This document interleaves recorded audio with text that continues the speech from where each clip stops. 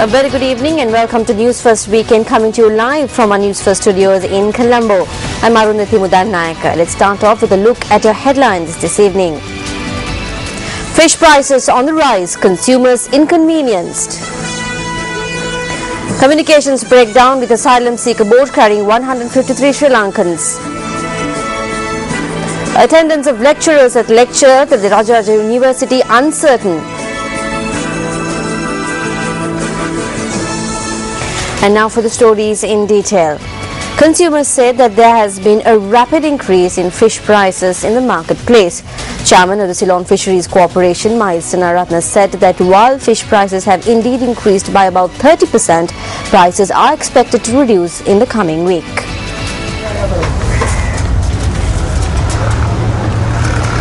An increase in fish prices can be witnessed in the marketplace today. The Fisheries Corporation had attributed this price hike to fishermen refraining from setting out to sea owing to adverse weather conditions experienced in the recent past. Chairman of the Ceylon Fisheries Corporation, Anuradhapura, says that the corporation has not made a drastic increase in prices of fish. However, there seems to be an increase in fish prices in Colombo and other cities in the islands.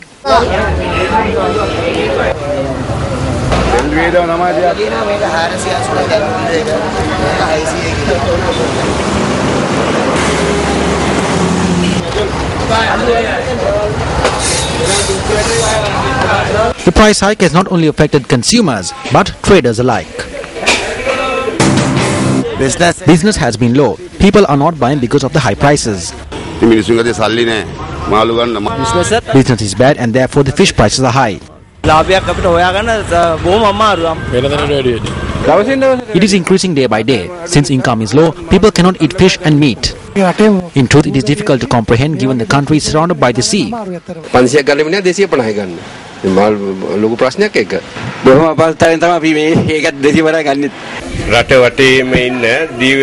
Fishermen across the country have left the trade and are protesting on the streets because they are not receiving the relief they are due.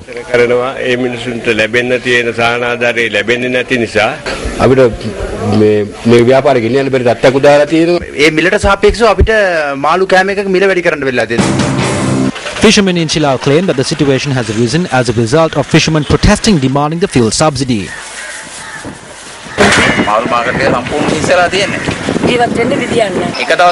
It has come to a situation where they cannot pump fuel to their boats after setting out to sea for one day. If this fuel subsidy could be provided to these fishermen, they could provide the required fisheries resources to the country.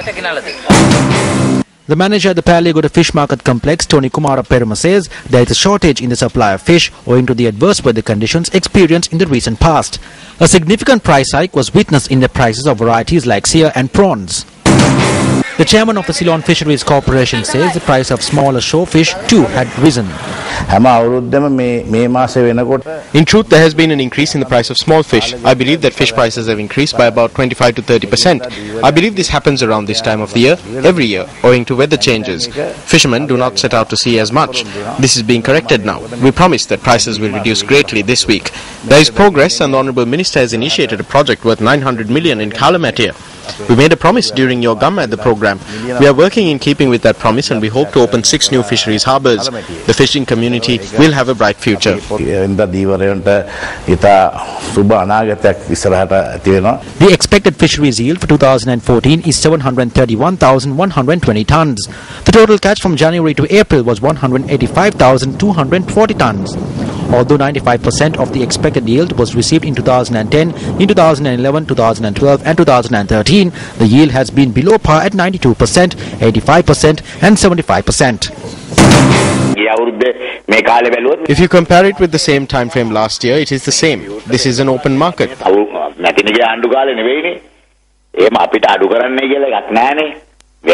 When production increases, prices will decrease.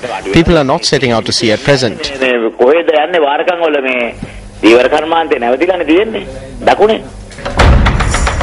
You too can share your thoughts on this issue by visiting our website newsfirst.lk or by visiting facebook.com/newsfirst.english. Log in, comment and share. Staff on Australia's Christmas Island have been told to prepare for the possible arrival of asylum seekers. Australian Labor Party MP Alana McTiernan, who was on the island speaking to the ABC, said there was heightened level of maritime activity in the area. An asylum seeker vessel made contact with marine rescue authorities on Thursday night, claiming to be leaking oil 300 kilometers west of Christmas Island. The ABC reported that the vessel is from southern India and has more than 150 people on board, including 37 children. The BBC World Service reported that all 153 people on board the boat were Sri Lankan nationals. In another twist to the tale, MP McTiernan claimed there were reports of 2 boats. However, the Australian government is yet to confirm reports of such a boat. What became evident on Friday night is that there was a great deal of maritime activity occurring. There was at that stage people were saying, "Look, it looks like there's a boat has arrived," because this is what you would normally expect if there had been a boat detected on the waters. Reports coming from local people was that in fact there'd been 2 boats, and that people had been told to prepare the camp at one of the camps in Christmas Island, and that but that the government at that point, which was sort of late afternoon, hadn't yet made a decision where what was to happen with the people on the boat. Christmas Island Shire Councillor Philip Wu says he has not seen any indication of boats arriving at the island. Australian media quoted Wu saying, quote, "I have been to the wharf and back, and there's no boats approaching Christmas Island. There's only a Navy boat out there," unquote. Wu said there are Australian federal police officers patrolling the island and the detention centre. Australia's Immigration Minister Scott Morrison would not confirm whether the government was aware of the boat. Meanwhile, the BBC World Service quoted Ian Rintoul of the Refugee Action Coalition in Australia as saying that they had lost contact since last morning with a vessel carrying 153 Sri Lankans, which was journeying to Christmas Island. Speaking to the BBC, Rintoul expressed concern yesterday, noting that they had lost contact for over 9 hours. The Refugee Action Coalition further notes that all those on board the vessel were Sri Lankan Tamils. The coordinating officer of the Refugee Action Coalition, Ian Rintoul, said that the group was seeking asylum in Australia and that they were unaware of the current procedure being followed by the Australian government of not accepting boat arrivals.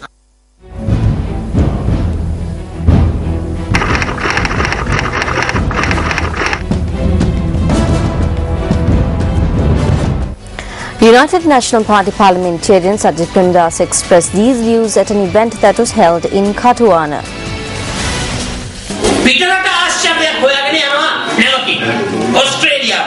People are going on a ship to Australia to look for the wonder abroad. I would like to ask if the people in our country feel the wonder of our country's development. Why would 153 people get into a ship and go to Australia? No one knows what happened to these 153 people or where they are now. The problem here is that if the country's present government cares for the people and if they are responsible for the people, the government should look into what happened to these 153 people who disappeared after they've been looking for the wonder elsewhere.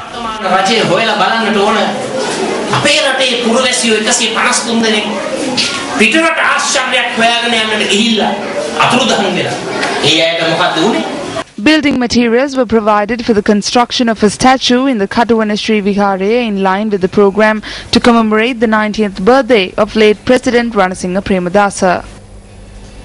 An accident that took place along the Puttalam-Colombo main road claimed the life of a 7-year-old and injured 4. A collision between a lorry and a parked lorry near the Puttalam Buddhist Centre was the cause of the accident. The police stated that the occupants of the parked lorry had been travelling from Kalania to Madhu and had parked the lorry to have their meals when the driver of a moving lorry had lost control and collided with the parked lorry. The injured persons had been admitted to the Puttalam hospital while the driver in question has been remanded till the 2nd of July. We were all sharing the food when the child got into the lorry. The child's father and I were sharing our meal on the driver's seat in front. Suddenly, we heard a loud noise. By the time we got there, it was all over. 2 people were injured in an accident that took place in the Katukarinda area along Gore Road. The accident took place after 2 individuals collided with a special task force vehicle. The police stated that the incident took place during the procession of the feast of the St. Anthony's Church in Katukarinda. The police added that the vehicle was travelling towards Colombo and that the 2 individuals sustained minor injuries after colliding with it. The STF came over the buffaloes and ran over these two people. They went over them when they reversed as well. They should have thought about the procession. This was not a musical show, this was a church event. Army personnel should not drive like this. They should have acted in a more disciplined way, setting an example. The two individuals who were injured in the incident are receiving treatment in the Nagoda hospital. The police media spokesperson stated that the driver of the STF vehicle has been arrested in relation to the incident.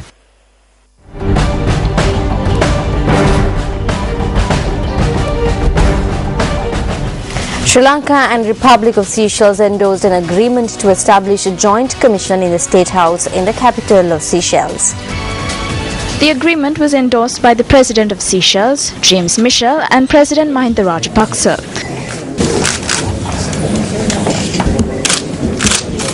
Subsequently, 5 bilateral cooperation agreements were also endorsed in front of the two presidents. A number of high-ranking officials of the Seychelles government, including the Vice President Danny Fowler, were present at the event.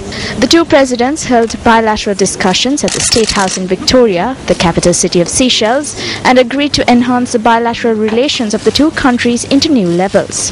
The President of Seychelles has made it evident that the bilateral relationships of the two countries have remarkably increased after the visit of the Sri Lankan President last year. The presidential media unit stated that the Sri Lankan President added his wishes for the 38th Independence Day celebrations of Seychelles. With the objective of further strengthening the bilateral relations of the two countries, the President of Sri Lanka declared open the office of the Sri Lankan High Commission in the Republic of Seychelles.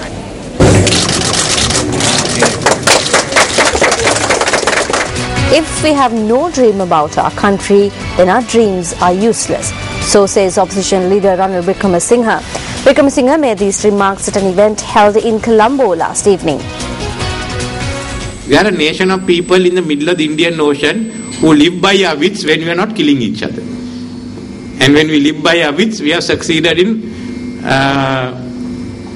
getting ahead in life. What's the use of thinking of what you can do, how far ahead you can want to get in life? Whether you want to become a businessman if you live in North Korea, then the dream becomes a nightmare. All of you have a dream. What you want to be in life? For yourself, for your parents, for your brothers and sisters, you are married, for you and your wife, for your children, even for us who are older people. Some of you think of your children, and older you are, even about your grandchildren. We all have a dream. But to make that real, we must have a dream about our country. What do we want that to be? If we have no dream about our country, then our dreams are useless. Opposition leader Ranil Wickremesinghe was the guest of honour at the 36th Leo Multiple District Conference held at the Defence Services College Auditorium last evening. Minister Pathli Chambikaranawaka says overcoming the middle income trap will be the test of Sri Lanka's growth strategy. The Minister of Technology and Research made this statement when he visited the INCO 2014 Industrial Exhibition and Trade Fair in Colombo today. Having progressed from a low-income country to a low middle-income country a few years ago, we have set our vision to achieve the status of upper middle-income country as our next goal, and then to progress to become a developed country. However, moving towards this goal, our economy is beginning to experience the effect of major barriers that lie ahead. In economic parlance, this barrier is called middle-income trap. In fact, given the trajectory of growth that our economy has followed during the past 2 decades, the challenge of overcoming the phenomenon of middle-income trap will be the test of our growth strategy. The 12th INCO 2014 Industrial Exhibition and Trade Fair is being held at the Sirimao Bandaranayake Exhibition Centre. The purpose of INCO 2014, organised for the 12th consecutive year by the Institution of Incorporated Engineers, is to give an insight into the most developed trends and services in the engineering industry and will exhibit the latest engineering-related products in the country. On a related note, speaking to Newsfirst this evening, economic consultant MP Dr. Harsha De Silva expressed these views. So there are multiple challenges. There are the economic challenges, there are the political challenges, there are governance challenges. In fact, what is happening right now, our country is burning. Literally, ethnic strife. This is going back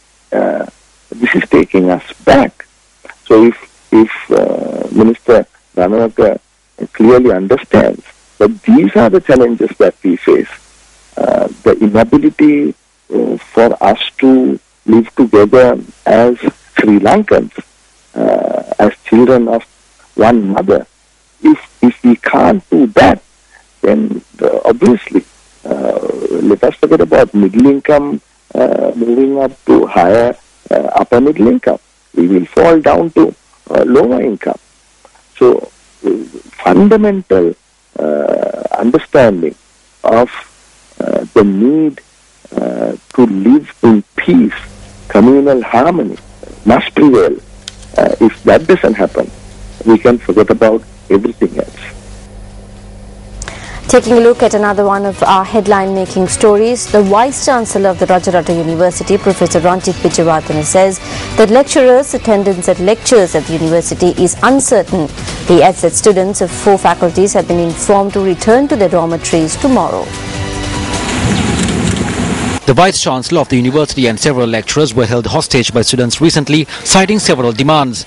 With the students receiving solutions for several of their demands, the Vice-Chancellor and academic staff were released.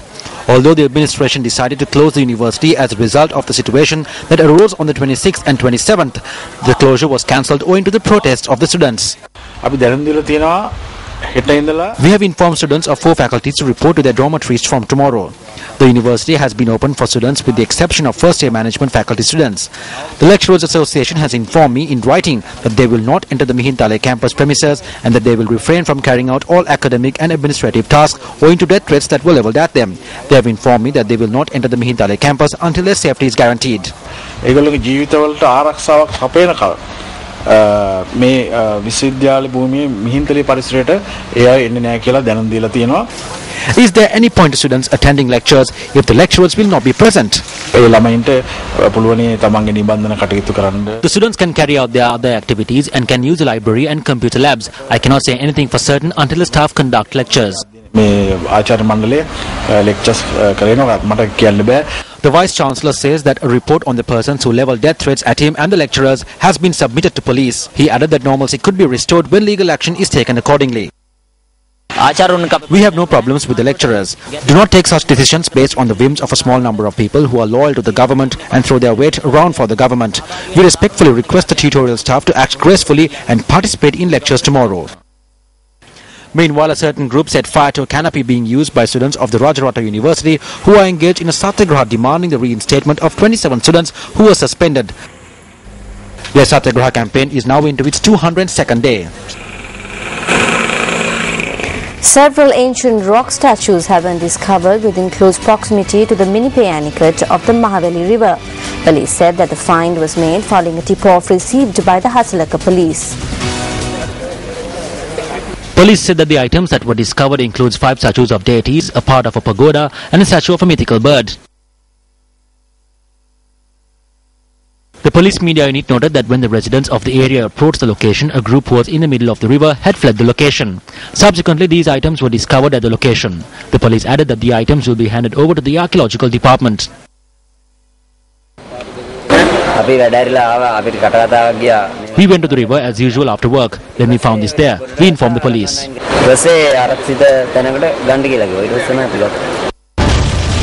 Many incidents of temples and artifacts being destroyed reported in the recent past.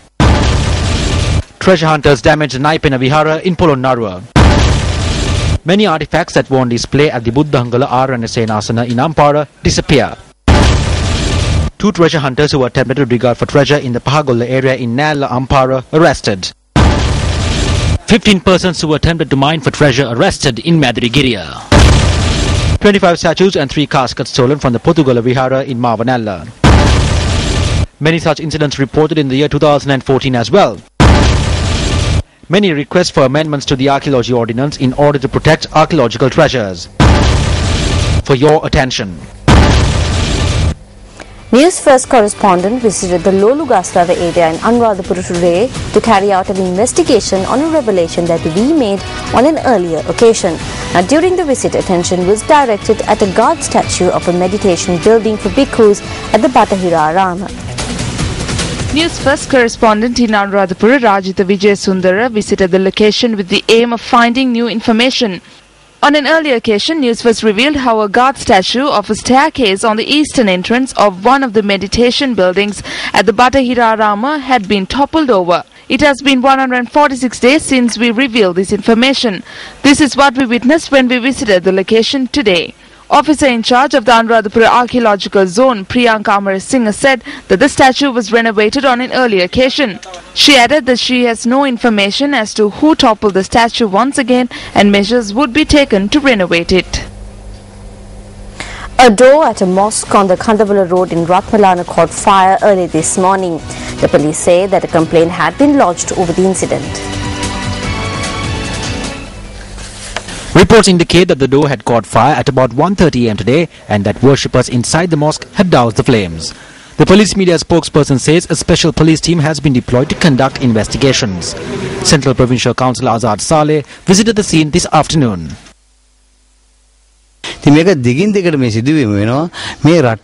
Incidents like these are continuing at present. This is something that has never happened in the history of this country. The police have not acted to identify problem areas in Sri Lanka and face the problem and resolve it. If the persons responsible for this are apprehended immediately and are taught a lesson, then incidents like this will not occur in other areas. That is my view. The mayor of Dehiwala, Mount Lavinia, Dhanasiri Amarathunga, also visited the scene today. In the past, present and future, the Muslims, Sinhalese, Tamil and Hindu people have lived together and will live together. We live together as the children of one mother with no problems. When trouble broke out in Alutgama recently, we did not allow trouble to break out in Dehiwala, Mount Lavinia. As the mayor of the area, this is my responsibility too. In the future, we will take the maximum possible action in Dehiwala and Mount Lavinia against persons who act outside the law. Chief Minister of the Northern Province, C.V. Viganeshwaran, says that there is no room for geographical divisions in the Northern Province.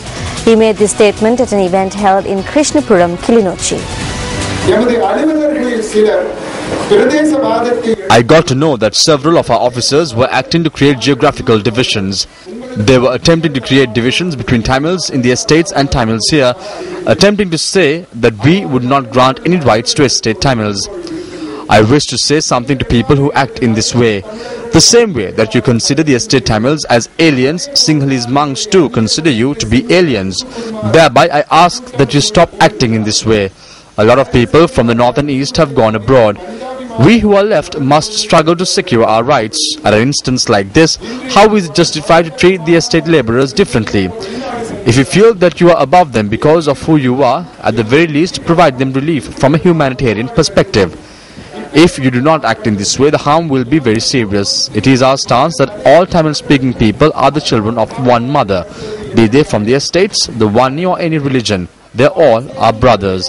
The people living in camps in Tamil Nadu are our people too. We should call them to come reside here as well. You're with News First, and up next is a look at Action TV.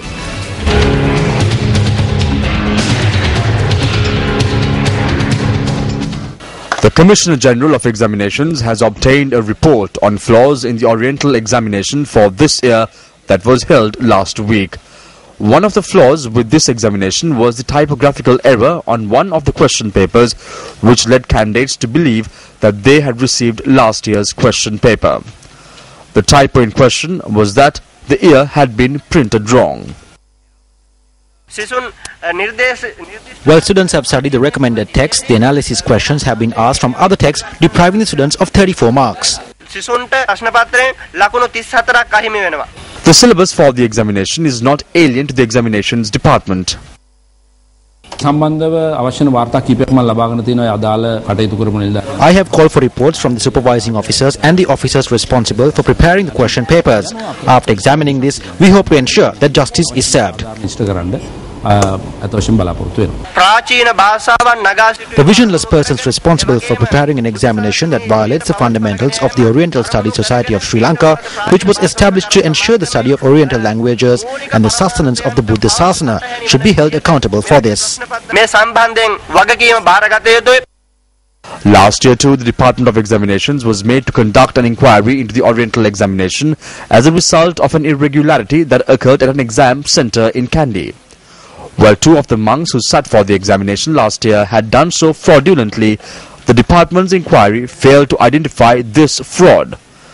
Action TV made inquiries into whether those responsible for the flaws at this year's examination had been identified.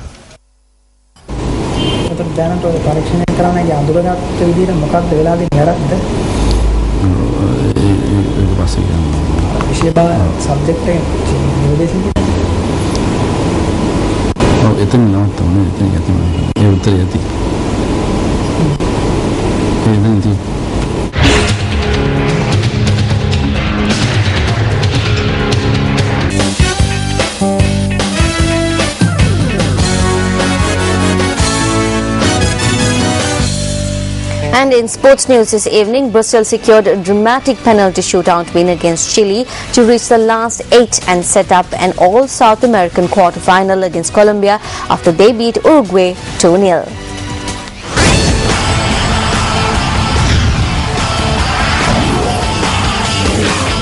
This time it's Neymar on the right foot. David Luiz claimed Brazil's opener in the last 16 encounter after 18 minutes. But replay suggested that the final touch may have come from Gonzalo Yara after Thiago Silva flicked an inviting corner from Neymar towards the back post. Brazil! Neymar then dragged an effort wide after racing through on goal, but Chile found themselves level shortly after the half-hour mark as Alexis Sanchez capitalized on a lack of communication in the Brazil defense, firing beyond Julio Cesar and into the bottom corner. As the game went down to penalty shootouts, goalkeeper Julio Cesar was the hero, making 2 crucial spot kick saves to thwart a relentless Chile side. He saved from Mauricio Piniella and Alexis Sanchez as Brazil went on to win a tense shootout 3-2. David Luiz and Marcelo had converted their efforts for Brazil, but with Willian and Hulk missing theirs, it fell to the host star striker Neymar to step up under intense pressure and calmly slot home what proved the winning kick. Oh, he's saved again! Julio Cesar! 2 penalties! You bet he can, and we're all square again. Little skip to his left. This is Neymar. It's a stumbling run, but Brazil are through. Yara, oh, he's hit the post, and he has missed. And Brazil have squeaked into the quarter-final. The win keeps Brazil's dream alive of winning a World Cup on home soil and their record of not losing a competitive match at home since 1975.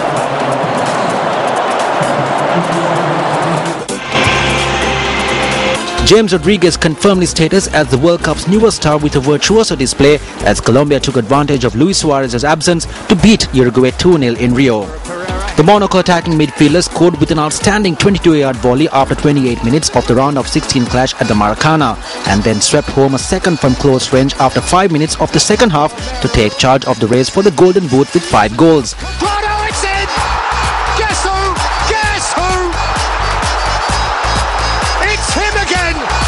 Uruguay without the ban Luis Suarez fought hard in an attempt to find a route back into the game after the break, but Colombia held firm to book another all-South American encounter with host Brazil in Fortaleza next Friday night. South American champions.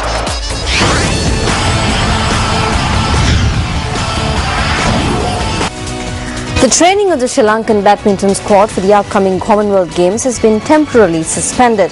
Training was suspended following reports of clashes between the shuttlers.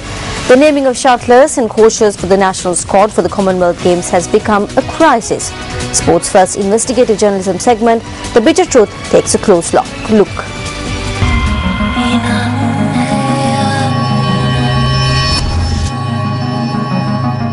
Athlete Udaya Viraj Veerasinghe qualified for the 400-meter relay at the Commonwealth Games through a qualification tournament held on the 17th and 18th of May. However, both the National Olympic Committee and the Sri Lanka Athletics Association failed to secure his accreditation for the Commonwealth Games. As a result, Udaya Viraj Veerasinghe has been deprived of a much sought-after opportunity to represent his nation at the Commonwealth Games. The farcical factor here is that while qualified athletes have been deprived of this opportunity, the tour has been open to persons who fell from the sky. The chairman of the National Badminton Selection Committee, Priyantha Vijayasekara, alleges that a female shuttler has been nominated to the national squad unbeknown to his committee.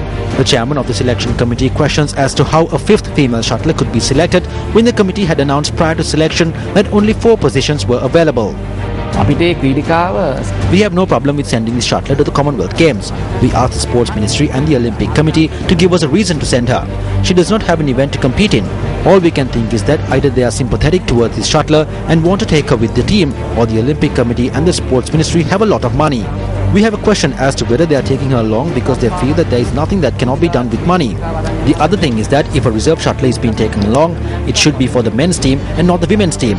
Because if you consider badminton in Sri Lanka, the difference between the men's level and the women's level is like the sky and the earth.